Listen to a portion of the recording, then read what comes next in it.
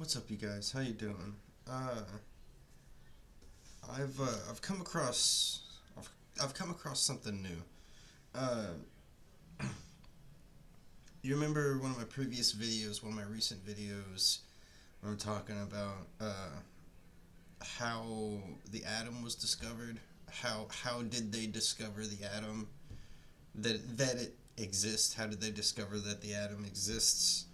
And that it's like virtually impossible to look up. You just get told who looked it up, when they looked it up, and how they theorized and hypothesized about it, basically.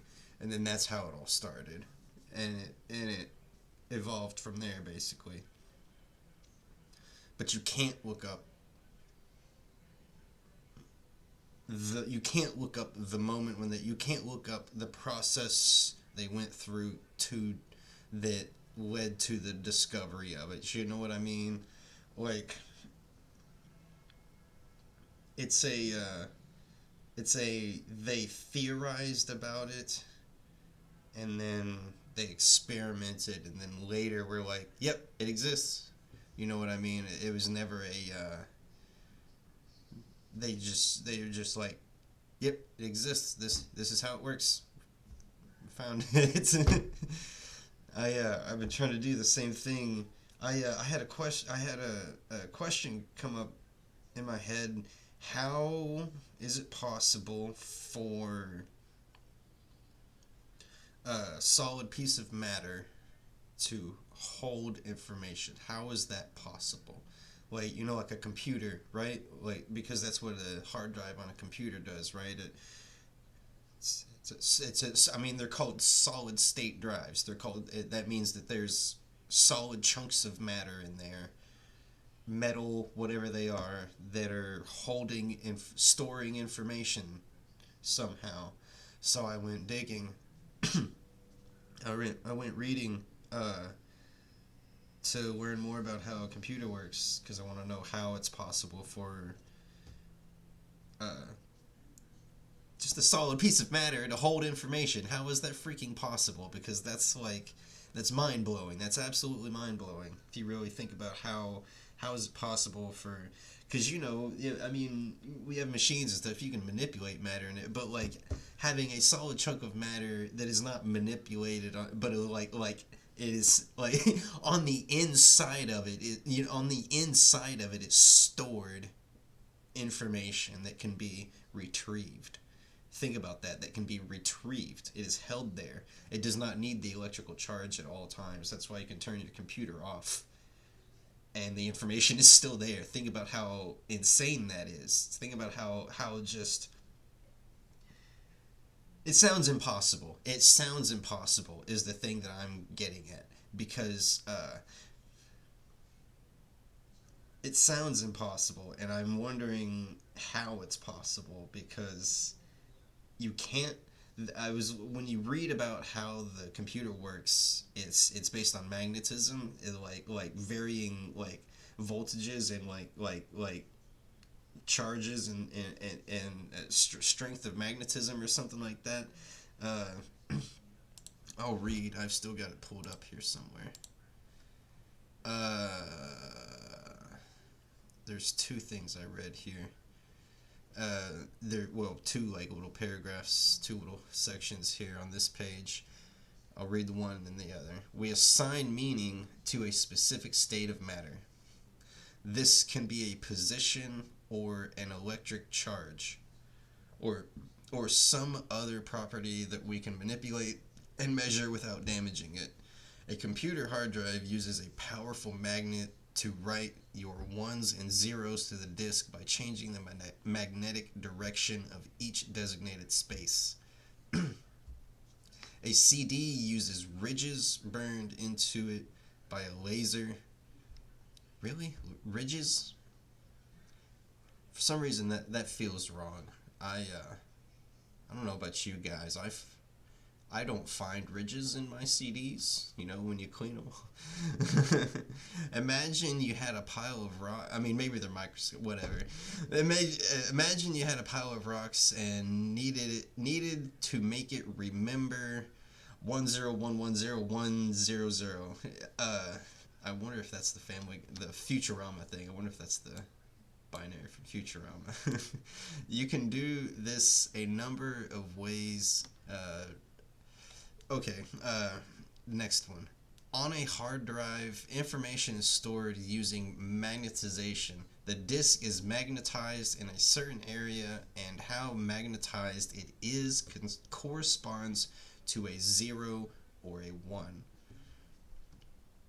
A tape also uses magnetization, meaning the pattern of the magnetization corresponds more directly to recorded sound waves. On a CD, information is stored based on how reflective a certain area is. That's crazy if that's true. You shine a laser at it and see whether it reflects back. This corresponds to a 1 and 0. Maybe that means or 0. In a flash drive, this literally means millions of tiny electrical switches that are on or off. Makes me think of the machines people build in Minecraft. How that's kind of what they're doing. They have to make them like, you know what I mean? Yeah, it has to be basically on or off. You got a bunch of switches and they need to be on or off.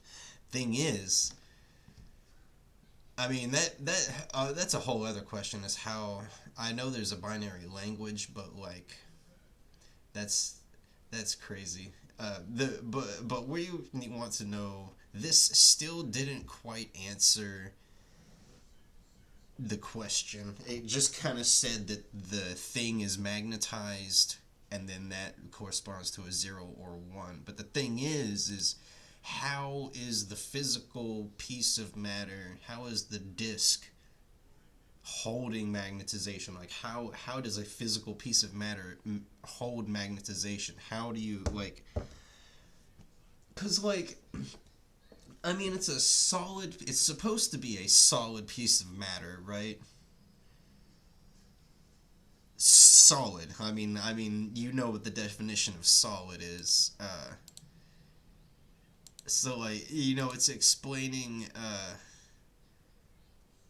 it's basically saying that it, that's right, here's the other thing. It was discovered by Oersted in 1820 that a magnetized compass needle was deflected when placed near an electric current. This was a breakthrough in the understanding of magnetism that later led to observing the magnetic field of a solenoid being identical to that of a magnet. And then this is where it got me. And then Ampere, however you say this guy's name, then hypothesized.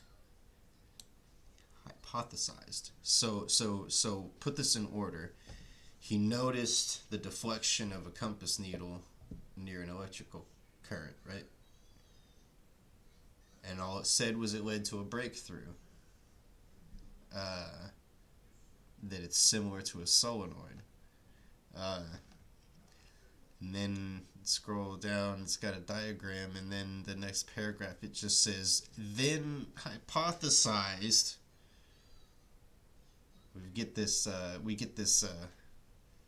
This is doing the same thing that it did with the atom.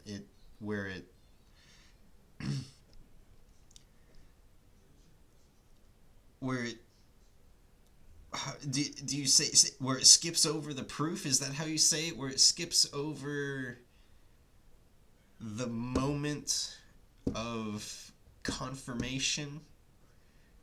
You know what I mean? Like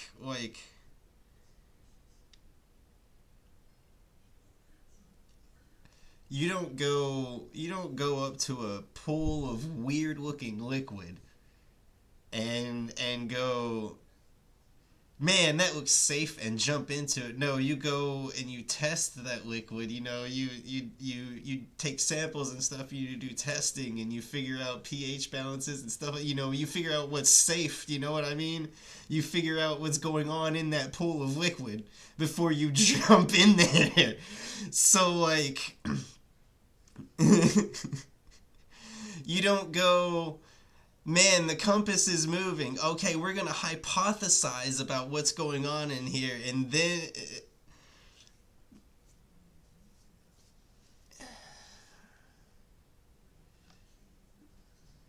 you test, right? And then hypothesize that all magnetic effects were due to current loops, and that the magnetic effects in materials must be due to molecular currents attributed to the movement of electrons.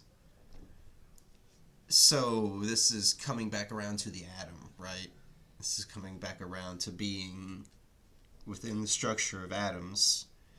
We're on the atomic scale, right? But they can't tell us how they discovered an atom. But they can't even tell us how they discovered the atom. You know what I mean? They can't even tell us. They tell us that they discovered it, who discovered it, when they discovered it, and everything else about it except how it was discovered, how it was. So when I discovered the sun, when I measured the sun at a freaking kilometer away, 1.08 kilometers away, okay? And then I did it again at 1.1, it was either 1.14 or 1.41. I think it was 1.4. But 1.14 kilometers. I measured it again at 1.14 kilometers, okay? I did it twice, right? Twice. And I can tell you how I did it. You know how I did it? I set up 2 sundials. This is my process of discovering. I set up 2 sundials. They were perfectly aligned with each other and perpendicular to the sun at a very particular time of day. And then you know what I did? I looked at the shadows of the sundials. And you know what tells me if the sun was near or far? If it made a square, it's very far away, like they say. If it did not, if they point inward like a triangle, it's very close. You know what it did? It pointed inward like a triangle. This is my process of discovering the nature of the sun, right? No matter what I do to look up the process of discovering how magnetism is possible or how an atom was discovered, you can't do it. You can't look up how these things were discovered or is possible. You can only read everything else about them. You know what I mean? You can't read of their origin. Like, you can't read of their origin, how they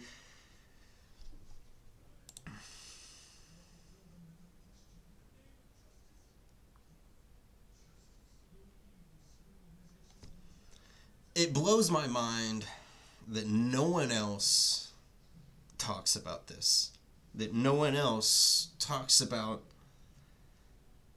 these problems with modern day science, that you can't look up the origin of these things.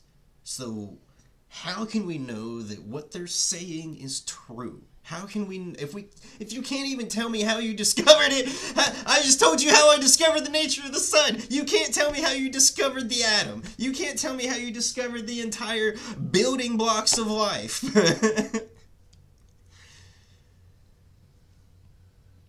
How does matter store information?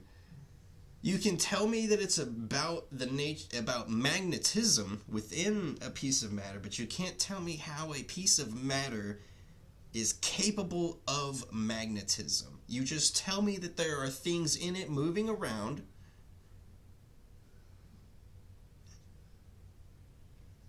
Connect those. Connect matter to things in there moving around. Like, comment, subscribe. See you next time, guys.